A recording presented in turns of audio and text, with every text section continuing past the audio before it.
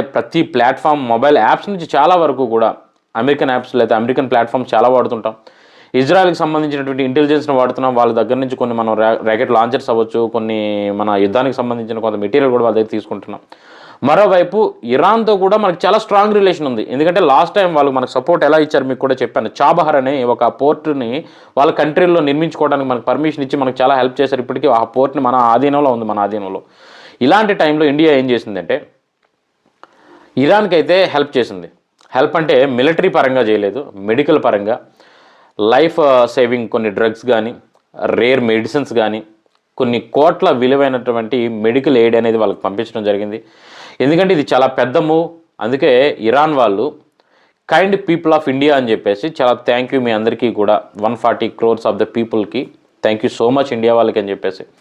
ఇప్పుడు రెండో విషయం మీకు ఇందాక అన్నట్టుగా ఫిన్లాండ్ ప్రెసిడెంట్ ఏమంటున్నారు పాడ్కాస్ట్లో